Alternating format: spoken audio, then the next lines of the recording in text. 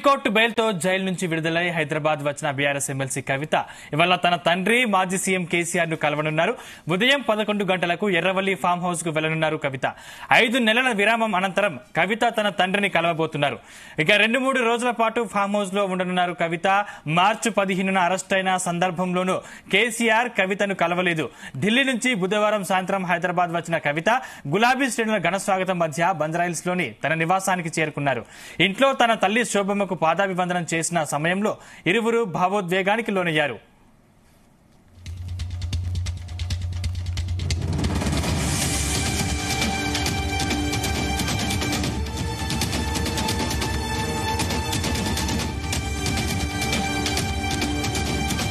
ఇక supreme court బెయిల్తో jail నుంచి విడుదలై హైదరాబాద్ వచ్చిన బీఆర్ఎస్ ఎమ్మెల్సీ కవిత ఇవాళ తన తండ్రి మాజీ సీఎం కేసీఆర్ ను కలవనున్నారు. ఉదయం 11 గంటలకు ఎర్రవల్లి ఫామ్ హౌస్ కు వెళ్లనున్నారు కవిత. 5 నెలల విరామం అనంతరం కవిత తన తండ్రిని కలవబోతున్నారు. 2-3 రోజుల పాటు ఫామ్ హౌస్ లో ఉండనున్నారు కవిత. మార్చి 15న అరెస్ట్ అయిన సందర్భంలోనూ కేసీఆర్ కవితను కలవలేదు.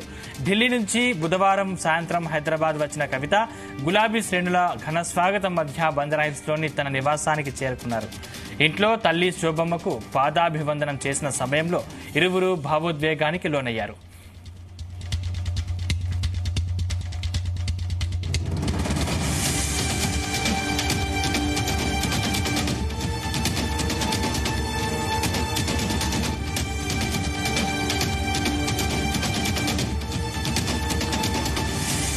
ఇదే అంశానికి సంబంధించిన మరింత పూర్తి సమాచారం మా బ్యూరో చీఫ్ నరేందర్ అందిస్తారు. Narender, good morning Sandeep. 5.5 నెలల తర్వాత కల్వకుంట్ల కవిత ఎమ్మెల్సీ మొన్న బెయిల్ నుంచి రిలీజ్ అయిన నేపథ్యంలో నిన్న సిబిఐకి సంబంధించినటువంటి ఛార్జ్షీట్ సంబంధించి విచారణ కూడా ఎదుర్కొంది. దాని తర్వాత మధ్యాహ్నం ఫ్లైట్ కు ఆమె ఢిల్లీ నుంచి హైదరాబాద్ కు వచ్చిన తర్వాత నేరుగా శంషాబాద్ ఎయిర్పోర్ట్ నుంచి ఇంటికి చేరుకున్నారు. పెద్ద ఎత్తున ఆమెకు కార్యకర్తలు నేతలందరూ కూడా ఘన స్వాగతం పలికారు. కొంతమంది నేరుగా ఎయిర్పోర్ట్ దగ్గరికి వస్తే మరికొంతమంది ఇంటి దగ్గర పెద్ద ఎత్తున కోలాహలం నిర్వహించారు. ఇదంతా మనం చూసాం. నిన్న సాయంత్రం ఆమె ఇంటికి చేరుకోవడం కానీ 7 o'clock మళ్ళీ భావోద్వేగంతో ఆమె మాట్లాడినటువంటి సందర్భం మనం చూసాం. ఇంటికి వెళ్లడంతో లోపల ఆమెకు మంగళహారతులు బట్టి లోపలికి పిలిచారు. లోపలికి కాలు మోపిన తర్వాత తన తల్లి శోభమ్మను చూసి కన్నీరు పెట్టుకుంది, ఓదార్చే ప్రయత్నం చేసింది. దాని తర్వాత తన అన్నకు కూడా మొన్న రాఖీ సందర్భంగా కట్టలేదు కాబట్టి అదే రాఖీని ఇప్పుడు మళ్ళీ తన ఇంట్లో రాఖీ కట్టినటువంటి సందర్భాన్ని మనం చూసాం. దాని తర్వాత చాలా మంది ఆమెకు సంబంధించినటువంటి ఆడపడుచులు కావచ్చు, లేదంటే బంధుమిత్రులు, కుటుంబానికి సంబంధించినటువంటి అందరిని కూడా దగ్గర తీసుకొని మాట్లాడింది. కొంతమంది దగ్గర ఏడ్చింది. మొత్తానికి తన చిన్న కొడుకుని కూడా దగ్గర తీసుకుని ఏడ్చింది. దాని తర్వాత అందుబాటులో ఉన్నటువంటి కార్యకర్తలకు అభివాదం చేసింది. నిన్న కూడా రాత్రి అంతా కూడా ఇంటి దగ్గరే అందుబాటులో ఉన్నట్టు నేతలందరినీ కలగాల్సింది. అయితే ఇక్కడ ట్విస్ట్ ఏంటంటే తన తల్లి శోభమ్మతో పాటు చాలా మంది తన ఇంటికి వచ్చి ఓదార్చే ప్రయత్నం చేశారు. కానీ తన తండ్రి కేసీఆర్ మాత్రం నిన్న రాత్రి కలవలేదు. 5.5 నెలల తర్వాత తన కూతురు హైదరాబాద్ కు వస్తే కలవలేదు. అయితే దీన్ని కలవకపోవడానికి కారణం ఫామ్ హౌస్ లో రెస్ట్ తీసుకుంటున్నట్టుగా కూడా తెలుస్తోంది. అయితే ఈ రోజు మధ్యాహ్నం లంచ్ టైం కు రమ్మని చెప్పి తన కూతురుకు చెప్పినట్టుగా తెలుస్తోంది. అందుకనే తల్లి అదేవిధంగా ఆమెతో పాటు వాళ్ళ పిల్లలతో కలిసి భర్తతో కలిసి మరి కాసేపట్లో 11 గంటలకు తన ఇల్లు నందినగర్ బంజారాహిల్స్ నుంచి ఫామ్ హౌస్ గజ్వేల్ లోని ఫామ్ హౌస్ కు వెళ్తోంది. అక్కడ మేబీ అరౌండ్ 1 week వరకు అక్కడ ఆమె ఉండే అవకాశం అయితే కనిపిస్తుంది. అక్కడ పూర్తిగా రెస్ట్ తీసుకుంటుంది. ఆరోగ్యం కొంచెం ఇబ్బంది అయినటువంటి సందర్భం మనం చూసాం.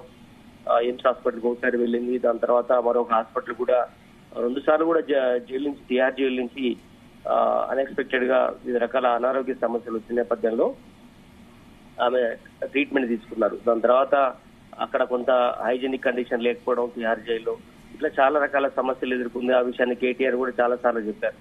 అయితే ఇదే విషయాన్ని కేసీఆర్ కూడా మొన్న అందువేళ ఉన్నప్పుడు ఫోన్ చేశాడు. నిన్న కూడా చెప్పినటువంటి సందర్భం ఉంది. కనుక ఇంటికి వచ్చి వారం 10 రోజులు ఉండు బిడ్డ అని కూడా చెప్పినట్టుగా తెలుస్తుంది. కనుక ఫామ్ హౌస్ కు అక్కడ కొంచెం ఏకాంత ప్రదేశం ఉంటుంది. అక్కడికి ఎవరు కూడా ఈ సౌండ్ పొల్యూషన్ ఉండదు. అదే సమయంలో ఎవరు కూడా కార్యకర్తలు లీడర్లు కూడా వచ్చి అక్కడ ఉండే అవకాశం లేదు కాబట్టి పూర్తిగా కొంచెం రెస్ట్ తీసుకోవడానికి అవకాశం ఉంటుందని కేసీఆర్ గజ్వేల్ తన ఫామ్ హౌస్ కు పిలిపించుకున్నారు. అందుకే ఈ రోజు ఆమె మరి కాసేపట్లో తన ఇంటి దగ్గర నుంచి బయలుదేరుతారు.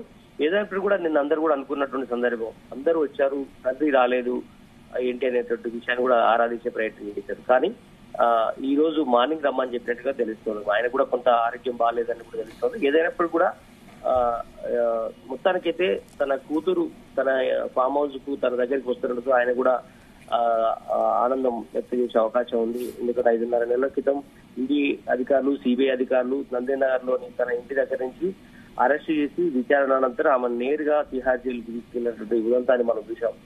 అప్పటి నుంచి కూడా ఆయనే తిహార్ జైలు కూడా వెళ్ళలేదు. కేటీఆర్ వెళ్ళారు 2-3 సార్లు, హరీష్ రావు వెళ్ళారు, మిగతా నేతలు కూడా చాలా మంది వెళ్ళి ములాఖాతులో భాగంగా కలిసి వచ్చారు. కానీ కేసీఆర్ వెళ్తాడా వెళ్ళారా అని కూడా చాలా మంది అనుకున్నారు ఆ రోజు.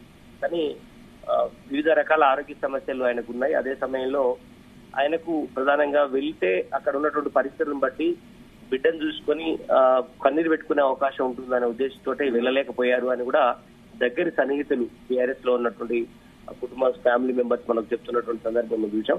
ఏదైనప్పుడు కూడా 5.5 నెలల తర్వాత ఇద్దరు కూడా కలుస్తున్న నేపథ్యంలో ఖచ్చితంగా ఒక ఆనందమైనటువంటి వాతావరణం ఉండే అవకాశం ఉంది. బట్ లీగల్ ఫైట్ భవిష్యత్తులో కూడా చేస్తామని కూడా చెప్పారు. నిన్న కానీ మొన్న జైలు నుంచి రిలీజ్ అయిన సందర్భంలో కూడా కవిత గట్టిగానే చెప్పింది, వడ్డీతో సహా చెల్లిస్తాను, ఎవరైతే నన్ను ఈ రకంగా జైలు పాలు చేశారో అన్నట్టుగా ఆమె మాట్లాడే ప్రయత్నం చేసింది. మరి చూడాలి, రానున్న రోజుల్లో రసకరంగా రాజకీయాలు ఉండే అవకాశం అవుతుంది. ఖచ్చితంగా కవితను ముందుంచి రాజకీయం చేసే అవకాశం కూడా లేదు. కేసీఆర్ ఖచ్చితంగా ప్రయారిటీ ఇచ్చే అవకాశం ఉంది. మొన్నటి వరకు కూడా కేటీఆర్, హరీష్ రావు తర్వాతనే కవితకు ప్రయారిటీ ఉండేది. బట్ ఈసారి జైలు నుంచి వచ్చిన తర్వాత మరింత ఆత్మస్థైర్యంతో ముందుకెళ్లే అవకాశం ఉంది. కాబట్టి ఖచ్చితంగా తన బిడ్డకు మరింత రాజకీయ ప్రాధాన్యత ఇచ్చే అవకాశం అయితే కనిపిస్తోంది. నరేందర్, అంటే కేసీఆర్ తో భేటీలో ఏ అంశాలు చర్చకు వచ్చే అవకాశం ఉంది? తర్వాత బీఆర్ఎస్ వ్యూహాలు ఎలా ఉండబోతున్నాయి? ఖచ్చితంగా 5.5 నెలల తర్వాత 164 రోజుల తర్వాత తన బిడ్డను ఆయన చూసుకుంటున్న నేపథ్యంలో చాలా అంశాలు ప్రస్తావించుకునే అవకాశం ఉంది. ఖచ్చితంగా అక్కడ ఢిల్లీకి తీసుకెళ్లిన తర్వాత జరిగిన అనుభవాలు కావచ్చు, దాని తర్వాత తిహార్ జైల్లో ఈ 164 రోజుల్లో ఎలాంటి ఇబ్బందులు ఎదురైంది, మిగతా విషయ ఆరోగ్య సమస్యలు, హాస్పిటల్లో ఉన్నటువంటి వెళ్లాల్సిన పరిస్థితి, ఇవన్నీ అంశాలు కూడా ఖచ్చితంగా చర్చించుకుంటారు. దాని తర్వాత మొన్న లోక్సభ ఎన్నికల్లో జరిగినటువంటి పరిణామాలు ఇవన్నీ కూడా ఉన్నాయి. మొన్న కాంగ్రెస్ కు, బీజేపీకి 8 స్థానాలు వచ్చాయి. బట్ బీఆర్ఎస్ మాత్రం పెద్దగా స్థానాలు రాలేదు. వీళ్ళ పరిణామాలు అన్ని కూడా ఇద్దరు మాట్లాడుకుంటారు. దాని తర్వాత ముఖ్యంగా రాజకీయాల కంటే కూడా వ్యక్తిగత అంశాలు ఎక్కువ కేసీఆర్, కవిత మాట్లాడుకునే అవకాశం అయితే ఉంటుంది. ఎందుకంటే మెయిన్ ఆరోగ్య సమస్యలతో పాటు మిగతా ఈ కేసుల వివరాలు ముందు ఎలా ఫైట్ చేయాలి, ఇది పూర్తిగా బెయిల్ వచ్చినంత మాత్రాన నేరం చేసినట్టు కాదు కనుక కేవలం ముద్దాయిగానే ఉంది. ఖచ్చితంగా భవిష్యత్తులో లీగల్ ఫైట్ ఎలా చేయాలి, ఇప్పుడున్నటువంటి అడ్వకేట్స్ తో పాటు మరింతగా అది కేసుని లిక్కర్ స్కామ్ లో పిఎంఎల్ఏ యాక్ట్ ప్రకారం ఆమెకు ఇట్లా బెయిల్ రావడం కావచ్చు, మిగతా భవిష్యత్తులో 100 కోట్ల స్కామ్ కాబట్టి దీనికి సంబంధించినటువంటి అంశాల్లో మరింత ముందుకెళ్లాలి. సిసోడియా ఇప్పటికే బయటకు వచ్చాడు, కేజ్రీవాల్ లోపడే ఉన్నారు, కవిత బయటకు వచ్చింది. బట్ ఏదైనప్పుడు కూడా అటు పక్క కాంగ్రెస్, బీజేపీ రెండు కూడా విమర్శలు చేస్తున్నాయి బెయిల్కి రావడానికి కారణం.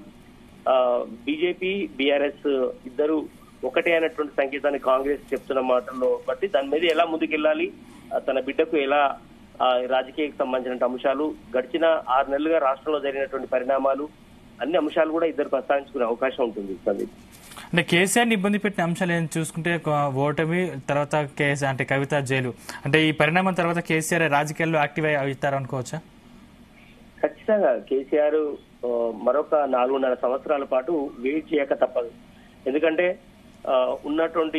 గెలిచినటువంటి 39 మందిలో ఒక సీటు కోల్పోవాల్సి వచ్చింది. 38 మందిలో ఇప్పటికే 10 మంది బీఆర్ఎస్ ఎమ్మెల్యేలు కాంగ్రెస్ లో జంప్ అయ్యారు కనుక ఉన్న 28 స్థానాలతో ఎలాంటి పోరాటం చేయడానికి కూడా లేదు. కేవలం ప్రతిపక్ష పాత్ర మాత్రమే చేయాల్సి ఉంటుంది. కాబట్టి ఈ 4.5 సంవత్సరాలు ప్రజల తరఫున ప్రజల కోసం కొట్లాడాల్సిన అవసరం ఉంటుంది. స్థానిక సంస్థల ఎన్నికలు రాబోతున్నాయి, దాని తర్వాత హైదరాబాద్ లో గ్రేటర్ ఎన్నికలు రాబోతున్నాయి. వీటన్ని కూడా ఫేస్ చేయాల్సి వస్తుంది. కేసీఆర్ ముందున్నటువంటి లక్ష్యాలు ఖచ్చితంగా ప్రజల తరఫున, ఎందుకంటే అధికారంలో ఉన్నప్పుడు ఏమైనా చేయొచ్చు, కానీ అధికారంలో లేనప్పుడు ప్రజల తరఫున పోరాడడం అనేది ఖచ్చితంగా కూడా ఒక అడ్వాంటేజ్ గా తీసుకోవాల్సిన అవసరం ఉంటుంది. ప్రతిపక్షంగా మన కాంగ్రెస్ చూసాం, 10 ఏళ్ల పాటు ఫైట్ చేసింది, దాని తర్వాత అధికారంలోకి వచ్చింది. ఇప్పుడు అధికారంలో 10 ఏళ్ళు ఉంది బీఆర్ఎస్ పార్టీ, అంతకంటే ముందు ఉద్యమ పార్టీగా ఉంది. బట్ ఇప్పుడు మొదటి రోల్ గా మనం చూడాలి, ఫస్ట్ టైం ఈ పాత్ర పోషించొస్తుంది కాబట్టి ప్రతిపక్ష పాత్ర తెలంగాణ వచ్చిన తర్వాత ప్రతిపక్ష పాత్రలో ఉంది కాబట్టి దీన్ని ఎలా ముందుకెళ్ళాలి. ఇప్పటికే కేటీఆర్, హరీష్ రావుకు గతంలో చెప్పారు కేసీఆర్, ఇప్పటికే వాళ్ళకి అలవాటు అయిపోయింది. బట్ కవితకి ఇంకా అలవాటు కాలేదు కాబట్టి ఈ ప్రతిపక్ష పాత్రను ఎలా ముందుకెళ్ళాలి, జాగృతి అదే సమయంలో జాగృతిని ఎలా ముందుకు తీసుకెళ్లాలి, మహిళల్ని ఎలా ఏకదాటికి తీసుకురావాలి.